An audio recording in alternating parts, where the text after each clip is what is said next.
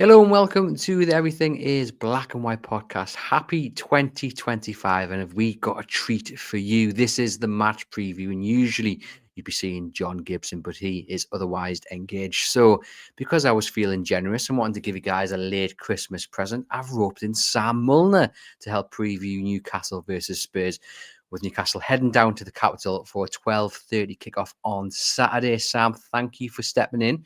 How are you doing? You had a good time over the festive period? I didn't realise I was stepping in for Gibbo. What a letdown this must be.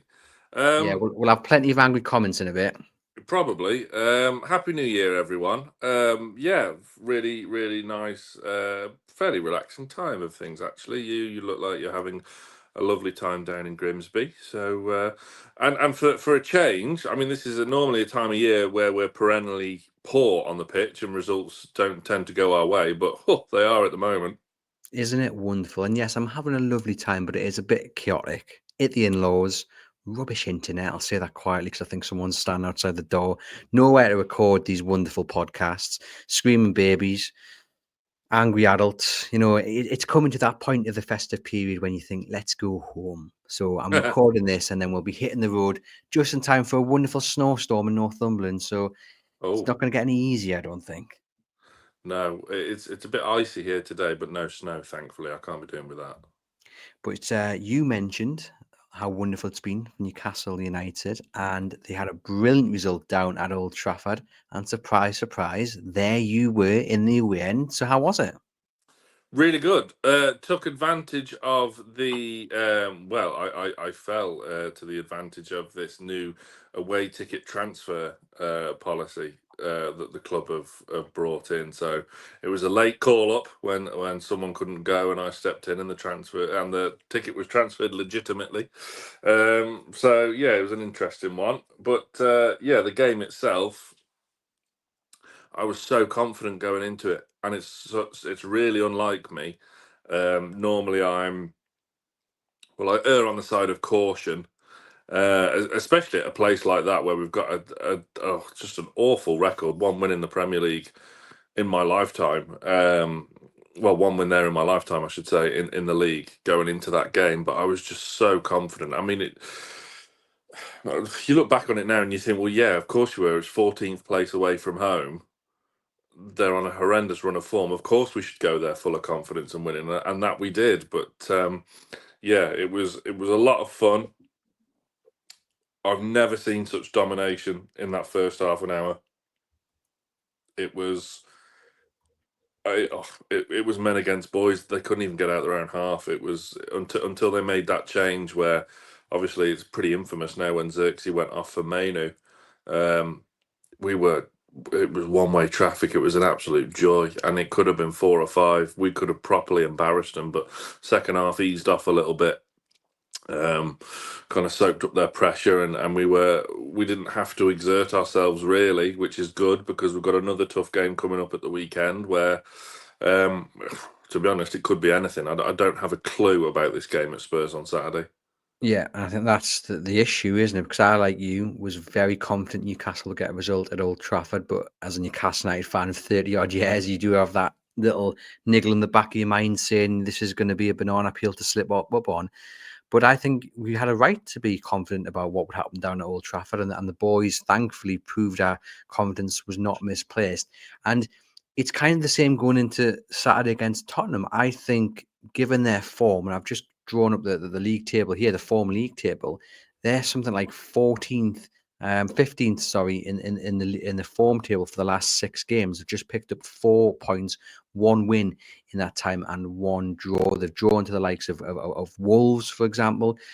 So they're not in a great place themselves. And I think with Newcastle on the run of form they are, the spirit they're in, I don't think it's wrong for us to be expecting Newcastle United to go down there and win this game. I know it's not been a brilliant place to go, and the record of late down at Spurs isn't great. So Spurs have won 2 of the last 3 Premier League home games against Newcastle. It's not great, but Um, it's not horrific. no, but I think for me, it does have, it is one of those grounds, and it is one of those teams away from St James's Park, which, a bit like Manchester United, at least I used to fear. I used to think, oh my goodness, here we go. And I was never really expecting to get a result. But I look at Saturday and think, why shouldn't we expect to get a result? And it's not arrogance. It's just looking at everything on paper, form, spirit, team morale. The manager, Eddie Howe, has got the backing of everyone. Ange hasn't. They Players were available as broken well. down. Well, it's funny, isn't it? Because you look back to when Eddie Howe was under a bit of pressure a month ago, and you could apply the same logic and the same to Ange. And in a month's time, he could be flying high with Spurs 4th or 5th. Yeah, I mean, I was never part of that. How I was going to say how out brigade there, but I don't think there was ever really a brigade. There was a couple of kind of discontent voices around, but I was not one of them. However, had we not have had this successful period, more sort of the games against Leicester, Ipswich, and Villa, which was also a lot of fun, then Howe would have been right under pressure had we not got a good amount of points against those three teams. But yeah, Postecoglou's in that position now where he is really under the cosh and he needs a win, and you just don't know. I mean, Spurs just always live up to their name. They're so Spursy. You just don't know what you're going to get from him. Honestly, we could go there and turn them over easy as you like, or we could go and get battered 4-0. It really could be anything this game. It could. I think an early goal, like they got down at Old Trafford, will be absolutely key. I think if Newcastle managed to get an early goal, then that will really make the home crowd angry. I think they will be visibly angry, and that will play into Newcastle United's hands. And even if Spurs actually take the lead, I think they're so Spursy, as you've just mentioned, that you'll be back in Newcastle United to get back into the game. So I think it's set up really nicely for another Newcastle United win. They've got to turn up. They've got to have the right application, the right attitude. They've just basically got to replicate what they did in the opening 30 minutes at Old Trafford. And I think they will get a result. I think the Old Trafford result, and I said this on the podcast in the last episode of 2024, it's more than just 3 points. It could be that kind of mental reset where they now beat teams that they're expected to beat, but also beat those teams with that reputation, like Manchester United, like at Tottenham. And the other thing, Sam, Newcastle United are going to lose at some point. They are going to get beat, What? and it will. It'll happen. I'm sorry to say it will happen, but I think for the large part, when it does happen, it won't be for the lack of effort. It won't be for the lack of trying. And I think now, fingers crossed, that we've reached this turning point where they more than likely will get beat from either a mistake or they'll get beat from a moment of quality where you've just got to stand up and applaud the goal. It won't be like we saw in previous weeks before this great run where they were just absolutely pitiful and you were left scratching your head thinking, what on earth is going on? I think we've hopefully come past that. And when they do get beat, if it's on Saturday, heaven forbid, I hope it's not, but if it is, it'll be down to a proper moment of quality from Solanke or whoever, and it won't be because they've been awful. I've said that now. Probably Well, will be. we need to address the elephant in the room then, which is the one kind of negative from the Old Trafford game, which was Cher's booking, which sees him suspended for the next two games, one in the Premier League and one in the League Cup semi-final, first leg, of course. So we've got that defensive void to fill, and it's on the right-hand side of the two centre-backs where we're not overly stocked with Lascelles and Kraft nursing injuries as well. Obviously, Lascelles been out long-term. So Lloyd Kelly, you would assume, would come in if Sven Botman's not ready. I would kind of, well, how seemed to think the other day that Botman is edging closer to a start, but he was a bit under the weather, so there's a bit of a cold going around the camp, isn't there? But It's not a game you throw him into. It's not a game that I would want to well, he be has to be at testing him some out. point. I would be throwing him in at Arsenal. I'm not going to lie. I would Would you? probably give. I absolutely would. Yeah, you don't muck about for a League Cup semi-final. We need to keep that game tight. And Sven Botman, if he's 80% the player he was, is still better than 100% Lloyd Kelly. Sorry, Lloyd. Well, this is the other thing. If it was Dan Burn missing out through suspension, then I'd feel a little bit more comfortable about Yeah, Lloyd Kelly would come in Lloyd and do Kelly a coming job. in. Fine. But this is a But different kettle of fish. it's on the right-hand side. And I think it actually re-emphasises the need for either this month or in the summer for Newcastle to go out and get that right-sided centre-back. I know by that time Emil Kraft will be back and he's likely signed a new deal, as will Cher as well. But I think Lascelles will probably go in the summer. And I think Newcastle United really do need to step up in the transfer market and bring in that right-sided centre-back, not only just to compete with Shea, but to replace him. And I think the Yeah. fact that Eddie Howe is now looking around thinking, I'm effectively going to have to play two left-sided centre-backs as my partnership, that's not a good place to be in. It's really, really not. And that's the one thing No. that worries me with the likes of Solanke. I know Son's had a poor season, but he's still a danger. They've got good players, Madison. When you were playing two left-sided centre backs against Tottenham, that could end in disaster, really. Yeah, their attacking third is quite eye catching. As you said, Son's my favourite non-Newcastle player in the league. I think he's fantastic. The other kind of option is, do you slide in Trippier at right centre back, which is an option, but it's not one I'm particularly favourable of. No, someone mentioned that in one of the comments on YouTube, and I would not be in favour of that. He hasn't got that height. Now, of course, Dan Burn is a giant, so you can offset that slightly, but there's a real lack of pace there. And I do wonder as well, how much is he maybe playing through the pain barrier? Because we saw him against Last Aston two Villa games, and we saw him against Old Trafford pick up what seemingly was the same issue, and then yeah, he's gone off. So it'd be interesting to see what Howe has to say about him. But also, he's done really well since coming in at right back. Do you switch that winning side up? I know Tino Livramento had illness, and to be fair, he looked all right against Manchester United. Didn't have much to do at all. But he looked very good. He didn't yeah, look all right. He looked very good. well, going forward, I was particularly impressed with him, and then there was a few moments right in the corner where he had to defend. But, if Trippier holds his place against Tottenham, I don't think there'd be too many grumbles about that. Nope. I mean, shouldn't come to a surprise that he came into the side and done very well. It's Kieran Trippier, for crying out loud. He's the best right back we've ever had, some would say. And yeah, I'm one of them. So yeah, I don't want him to leave this month at all. I know there was mumblings of him wanting a new challenge, and there's obviously an underlying issue of some personal life issues. But look, he's still an absolute class player, and let's not forget, he started it all. He started it all on this new kind of Newcastle United, the first player through the door when things were really bad, and coming from a team that what are they, top of La Liga again now? Atletico Madrid, after they beat Barca the other week. They're flying high. Simeone never wanted him to go, and that's he's here, he's ours. He's been phenomenal, barring one or two individual little misdemeanors here and there. But yeah, the guy's phenomenal. What a player!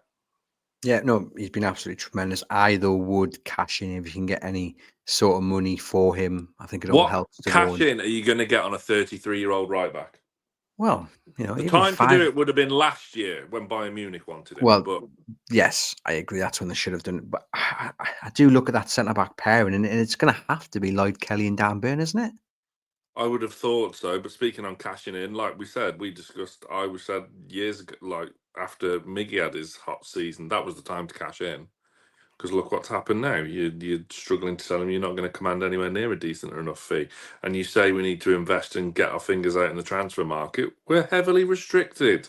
So it's not that simple. But yeah, I would expect it to be Burn Kelly on Saturday. I would be pleasantly surprised were it Sven Botman, because Yeah, it's but about even that, even bringing Sven Botman in again, like I say, coming back from a long-term injury, it's just the the two Rolls sided. Royce needs to be taken out of the garage at some point. Yeah, no, very true. It's just the two left-sided centre backs which really, really worry me. And there's not like there's But they anyone do that can have a step right up. foot. They're not Miguel Almiron. They I do know have that, right feet. but it's still, it's about where you're most comfortable, and both of them are most comfortable and most effective on the left-hand side of the pair. And there's not like there's anyone it's in the middle, in the under 21s or the youth system that can come in either, which is probably a talking point for another time. But No, often that's where Castle teams Hefferman's return probably to. probably not ready yet. No, I would agree with that. I don't think there's any real. I mean, Alex Murphy again, but he's more left-sided as well. So that's yeah, I would agree there. There's no one from the youth team that can really step up and stake a claim. And just we're talking there about this month or about the summer in terms of that right-sided centre back. Is it still Mark Gee for you, or is it someone else that you would like to see them come in? Um, there's variable factors. I have always been adamant that right wing is the priority. Jacob Murphy's been hitting a purple patch of form again, but which is great. I don't think his last two games he's been overly clever, but he's been part of that side which has found a nice balance and a nice rhythm. But when when that purple patch ends, there needs to be someone there that can really take his place and be a level above Jacob Murphy, which Miguel Almiron sadly is no longer. So right wing, they were both Rafa Benitez signings. We need fresh blood in that right hand side of attack. But Gehi, obviously, Palace just simply cannot command the figure that they did in the summer. It depends on our budget. It depends on our outgoings, whether we can get a fee for Almiron, whether we can get a fee for a couple of the other players that are on the fringes and that need to leave essentially. So I've seen we've been linked with that Uzbek centre back from Lens. His name escapes me. I apologise. That would be more one to not shove in straight away. He would take time to develop, which is fine. But I would rather see someone that is more or less ready to go.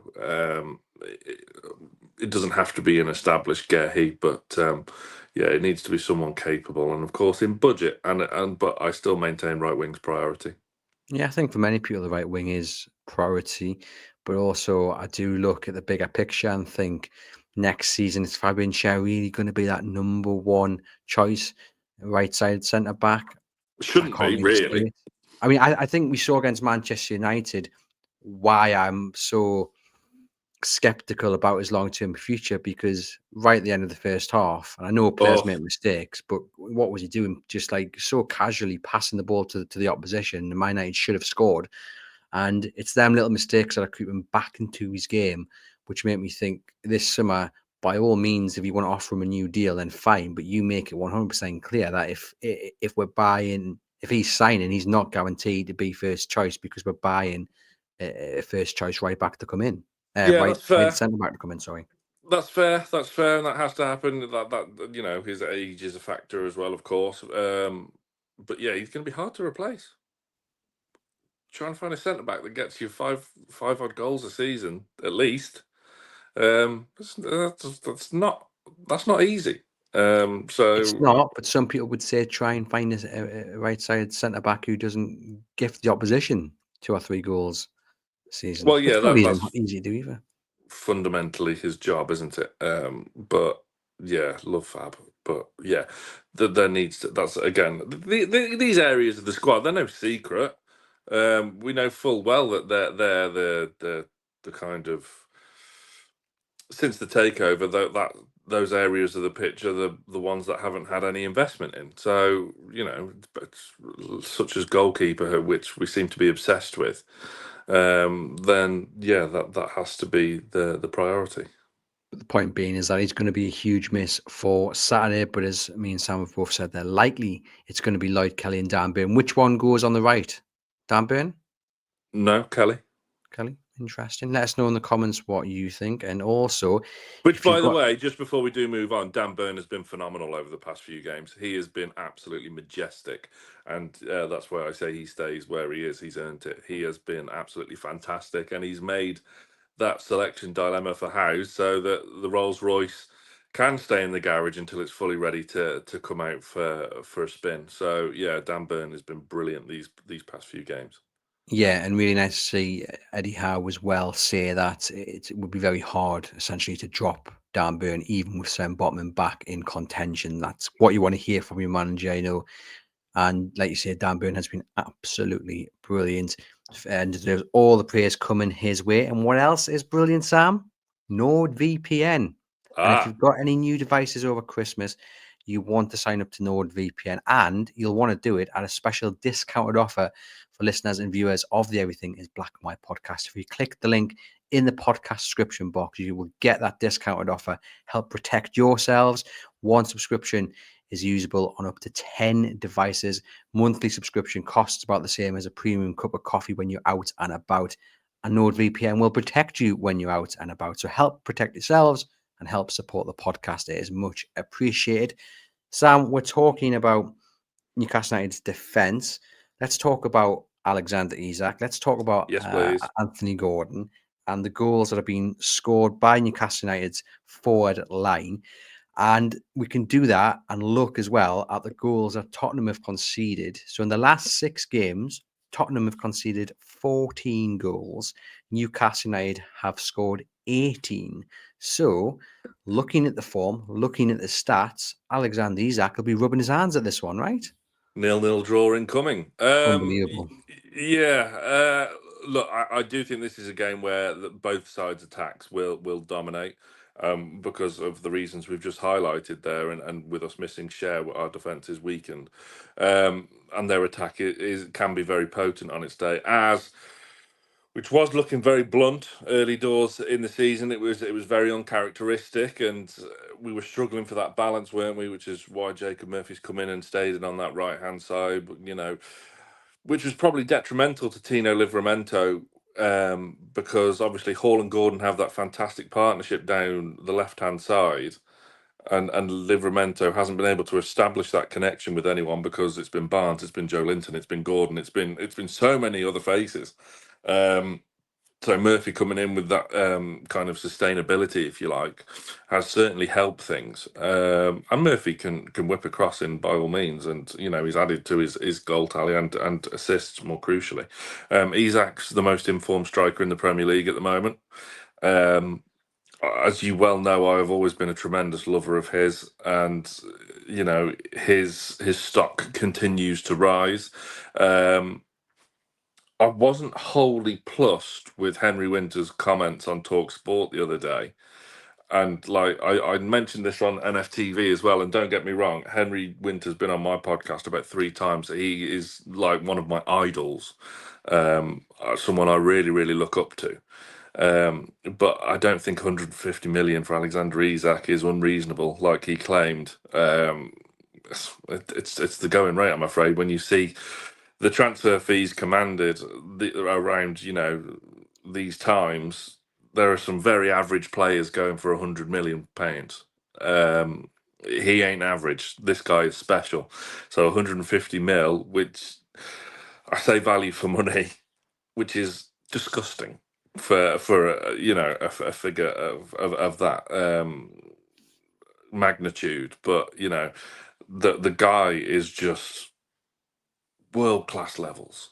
He can do pretty much anything, and you would say his all round play is better than Haaland. Obviously, as an out and out finisher, an out and out striker, Haaland, is the king. His goal record attests to that, despite the form of Manchester City. But Alexander Isak, there's no doubt he's our best striker since Shearer. And I make a claim, if he can stay here for how long has he been at the club now? This is his 3rd season, correct? If he can stay here for another 7 seasons, Shearer's record is not safe. Well, there you go. That's some claim. Sadly, in the modern day world of football, I don't think he is going to stay that long. I No, do I know, agree with but you. he could. You wouldn't want to be selling him, even though like 150 mil would sort our PSR woes for the next few years, wouldn't it?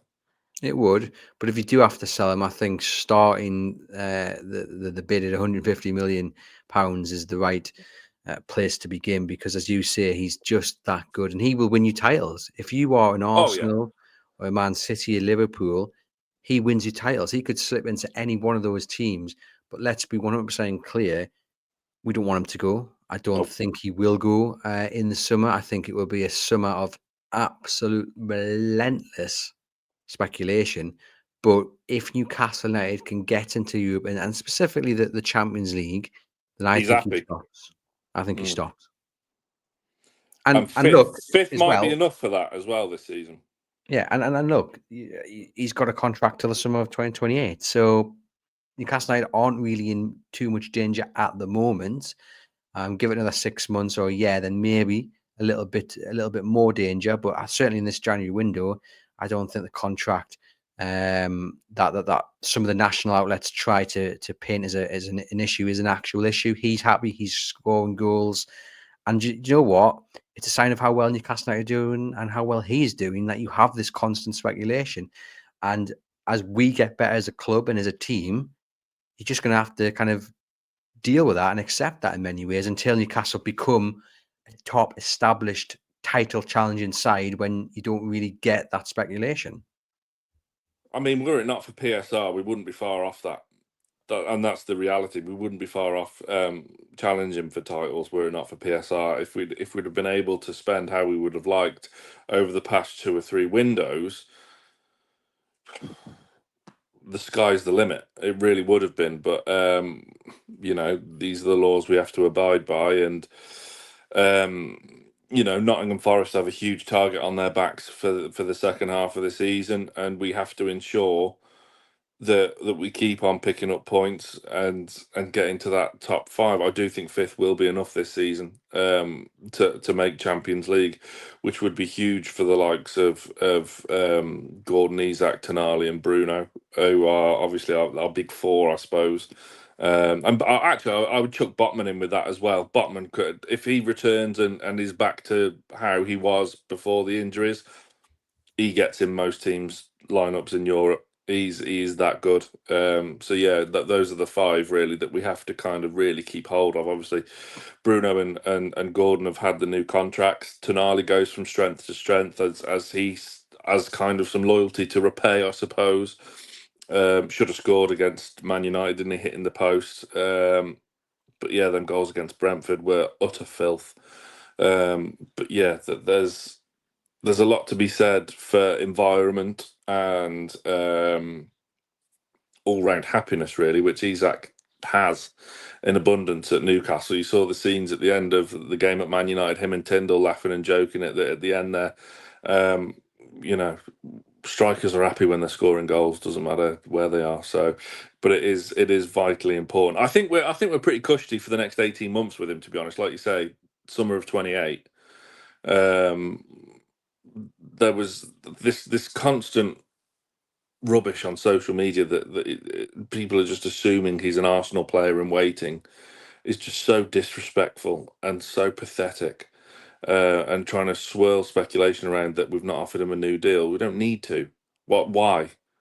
Why? Hmm. What are you gonna? We're not Chelsea. I mean, Nicholas Jackson's on like an 11-year contract now, is he, or something stupid like that? There is definitely a bit of arrogance when it comes to those links to Arsenal, particularly on social media. You just kind of got to switch it off. But yeah, I don't think Newcastle are in any danger in the short term anyway when it comes to Alexander Isak and a potential exit. For I'm me, just there's looking. only one team that can come and take him away at will, and that's Real Madrid. And we'll see that with Trent. If Real Madrid come calling, you go. That is it. No one else can do that. Well, we'll wait and see on that one. I'm just looking here at the Tottenham lineup against Wolves, and they played 2 in the middle, Basuma and Bentancur. And we saw Man Suspended. United also play 2 in the middle, Casemiro and Eriksen to begin with. If the Spurs play the formation they played against Wolves, which was 4-2-3-1, does that hand Newcastle United a boost in that midfield battle? Because again, if it's 2 against 3, you would look at Newcastle's form and say that that's where they can win the game essentially. I don't think you can compare the Tottenham midfield to the Man United midfield. Look, I have all the respect in the world for Casemiro and indeed Christian Eriksen, 2 fantastic players, but they're well past the sell-by date. That midfield would have been world class 10 years ago. It ain't now. They were just so overrun. And Man United actually improved when Kobe Mainoo came on. Obviously, he was still second best to Bruno and Tonali and Joe Linton, but there was a significant upturn in that midfield from a Man United perspective once Mainoo was on. Bentancur suspended for this one.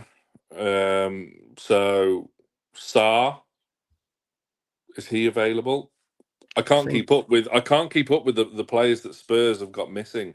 it's ridiculous, isn't it? There's so many Yeah, injuries, and that also leads into Newcastle's hands. I mean, playing Archie Gray at the back, I think he's a tremendous player, but I'm not sure you would have wanted to be Fraser thrown in. Forster as well. Just Yeah, confidence is so low with him at the moment. He's been making mistakes, and he won't be obviously Geordie Boy, former youth academy product of our own. Like he probably isn't overly looking forward to to Saturday's game. But I don't know. Our midfield now that they've clicked, stands up to any midfield in Europe. They're I that mean, good. when I asked you the question, it wasn't too much to do with the personnel. It was Personnel. It more was the more to system. do with the numbers. Yeah. We're a bit hit and miss against 4-2-3-1. It's a system. Last season we really struggled against Forest last Boxing Day, and Spurs in this game last season. We were absolutely battered, weren't we? Barring that late consolation goal. But it's a fixture. It's a system we can do it against if the application is there. Villa, for example. So it's going to be down to it on the day, and it is going to come down to personnel really, and how adept they are at playing against that system and having a work around it. It's very, very different to the one that Man United play, which is just, I just can't see working for them. But it's hilarious, so let them crack on. But yeah, look, their defense is there to be exploited. From a Tottenham perspective, with us missing Share, our defence is sort of there to be exploited.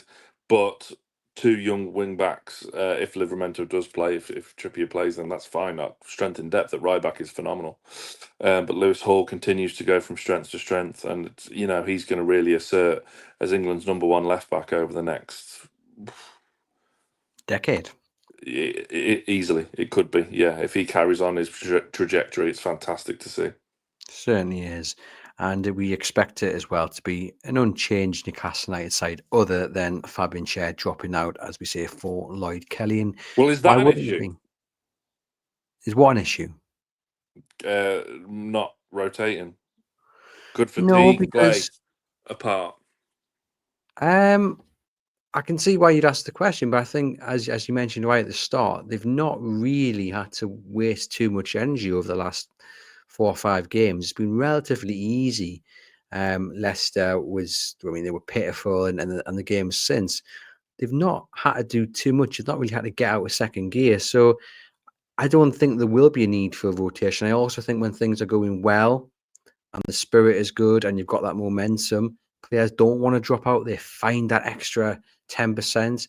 Whereas if you were in a bad run of form, like for instance Spurs or Man United are, if you've got a little niggle or you're feeling a little bit tired, you probably don't have any shame at knocking on the manager's door and saying, I don't feel quite right. I'm going to sit this one out, because the mood isn't there. But at Newcastle, positivity is flowing, optimism is flowing.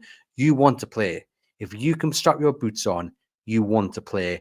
Yes, Eddie has to manage it right. He'll be looking at everyone and making sure and looking at the numbers and stats. But I think it'll be an unchanged side other than Cher dropping out for Lloyd Kelly. So, do you think he makes change, just to look a little bit further ahead? Do you think he makes changes for Arsenal? No, I don't think he does. I think. I mean, it depends on how the games go, doesn't it, against Tottenham? But I don't think he does. I don't see why. The only one that really you could see dropping out is Kieran Trippier for Tina Livramento. But other than that, if everyone comes through without picking up any injuries and tiredness doesn't hit, that it can always hit. But I mean, no, I don't think they will do. I think if everyone comes through unscathed, it'll be the same side against Tottenham that it will be So against then Spurs, that it has been against the yeah, teams prior. I don't necessarily disagree, because then the changes could be made for the FA Cup game at the following weekend. But it's two huge games, both in North London. Well, who are you dropping out? I mean, it seems like you want a bit of rotation for this Saturday. Not necessarily. I mean, I just think you could maybe chuck in Willock. Just you could potentially start a Barnes, but I wouldn't be making wholesale changes for this one. No, absolutely not. You've got a settled team, and yes, it's a congested time of year fixture wise, but we haven't had European games. We've not, touch wood, got an injury crisis, because we are still one injury away for it being catastrophic. If Isak picks up a knock against Spurs or in training today, heaven forbid, all of a sudden our mindset shifts, and you think, well, where the goal's going to come from? Yeah, that's the big concern, is that you haven't got a replacement for Alexander Isak. William Masula isn't there at all yet. Eddie Howe doesn't seem to want to even try him to be there. It would be Anthony Gordon up top with Barnes coming on the left. It just doesn't work. So that's another reason why I think Newcastle United will be trying to make the numbers work and doing their best to get someone in January who can play up top. And whether it's a right winger who can switch to playing up top, or whether it's predominantly a striker who can go head to head with Isak, it doesn't really matter as long as it's someone that can hit the ground running. I Because mean, I do have a young striker for you from my scouting notebook. come on, then Do I want to share just yet? you've teed it up now. You've got to give the people what they want. Okay. Kanate from RB Salzburg. Okay, would you like to explain a little bit more?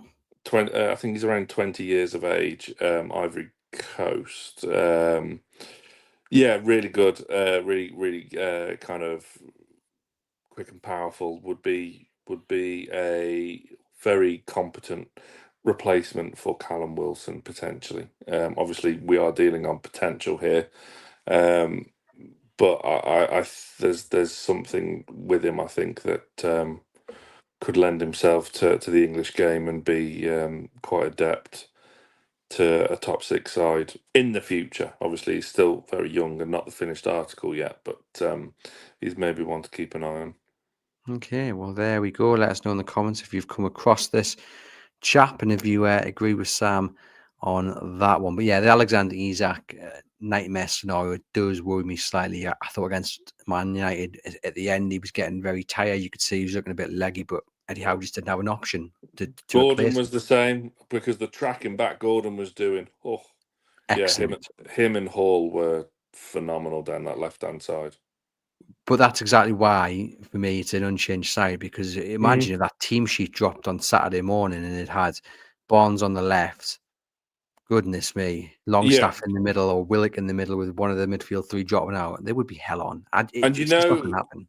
do you know who I think came in the summer and has helped massively, and how has referenced him once in press conferences before?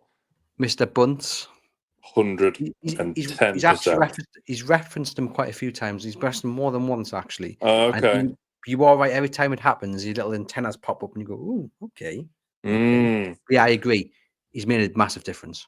yeah, yeah. I think that's a credit to Paul Mitchell. And maybe things are working well after the kind of early soap opera that was our boardroom at the start of the season. But yeah, yeah, James Bunce is it's clear that he's a very big positive on that side of things. Yep, indeed, and we can see that by the fact less injuries, players are looking a little bit Fewer. fitter, and just good to see everyone working together as well. So yeah, long may it continue. Right, Sam, come on then, give me a prediction. How's it going to go? I haven't got a clue. I don't know. This could be anything. Genuinely, it could be anything. We could go and turn them over easy as you like, 3-0, or we could get battered 4-0, and anything in between. Anything. Whatever. I don't know. I think there'll be goals. I think it'll be a high scoring game from both sides because both have kind of defensive frailties with us missing share. And I mean, look, with the confidence that back line is in at the moment at Spurs and Fraser Forster in particular, you'd be saying shoot on sight. Test them. Let's go 3-2 Newcastle.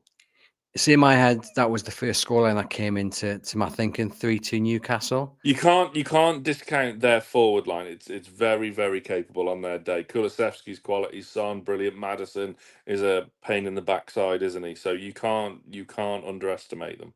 Yeah, Solanke is okay on his day. and I'd feel a lot more confident, obviously, if Cher was alongside Dan Burn. Yeah, But as we've discussed, that's not going to happen. But also, you can't discount just how nervous and that place will be. Even early goal, not even that, just an early challenge goes in on one of their players. And also how bad their backline is at the their moment. atmosphere With could turn injuries. as well against the manager. Yeah, exactly. He is in a sticky position, not too dissimilar to how Eddie Howe was probably feeling a couple of months back or 6 weeks ago. So 3-2 was the scoreline that popped into my head, but I'd also, for all my positivity and optimism, I would take a point. I would take a point. But I think Newcastle will win. I'll go with 3-2 as well. Would you take a point if offered now? Or is it one of No. those games you think they're No, in I was such a asked this, spiral? and I asked this Lee before the game when we went to Old Trafford. I said, "Would you take a point?" And he said, "Yes." And I Oh, said, never. No, "Absolutely." no. That I had to be said, 3 points. "Absolutely not." I mean, I got a bit of feedback, let's say negative feedback on Newcastle Fans TV on YouTube for my preview of the Man United game, saying I was overconfident and disrespectful, which is so unlike me, as you would well know. But I was just adamant they were there for the taking, and they were. And Spurs, you could say the same with the just sheer amount of players they're missing. But again, you have to respect that front line. And our potential frailties on the right side of defence, but yeah, no, I wouldn't take a point. You want to? I want to go there and go for the win. It's the same as the Man United approach, isn't it? If you turn up with the right attitude, the right application, and they let you play as well, because Man United's system was all over the shop, Newcastle United should be winning this game. Yeah, Spurs are down in 11th, 24 points. Newcastle won. They would be 11 points ahead of them, which is unbelievable. And I go back to what I said earlier in the show. I don't think it's arrogance to expect Newcastle United to win this game. The form they're in, the form Spurs are in, it's the marker of a good side. If Newcastle United are really going to challenge for the top 6 here, and at the moment they're 5th, and they want to chase down the likes of Chelsea, Forest, and Arsenal, yeah, then these are the games they have to win. You yeah. have to remove, as Gibbo would always say, you have to remove the badge, you have to remove the team, 100%. remove the stadium, and play the team that you are playing in that moment. And right now, Spurs are awful. Newcastle United are going good. Let's build on that. Let's get that win, and let's continue the good form heading into what is a really, really important month. Yeah, absolutely. Yeah, that's spot on. Like I said the same. I echo Gibbo's sentiments that you're playing the team away from home that are 11th. That's it. Last week we played the team away in 14th. It's not. Why is it overconfident and disrespectful to say you're going to go there and win? Sorry, it's mindset at the end of the day. Doesn't matter the name on the badge. Yeah, we've got to go there, be positive, and continue our rich vein of form and our attack now, which is looking like Eddie Howe's Newcastle once again. It's been great to see this past couple of weeks. It certainly has. And you started your Man United preview on Newcastle Fans TV with a certain phrase as you locked up the door and headed to the car. And I think it's the right kind of phrase to end the show with in terms of what Newcastle have to do on Saturday. Yeah, into these. Spot on. There we go, ladies and gents. As simple and as easy as that. Hopefully, we are celebrating 2025 with a victory against Tottenham. Thank you to Sam for stepping in and coming in as Gibbo couldn't do. To you guys, thank you for watching and listening. Hit thumbs up, hit subscribe as well, because something like 60% of you guys who are watching on YouTube don't subscribe to the channel, which is crazy. So give me a late Christmas present, ladies and gents, and hit that subscribe button. If you're on the audio channel, leave us a rating and review, and head over to chroniclelive.co.uk for all the latest Newcastle United news. And for myself and Sam, we will see you guys very soon.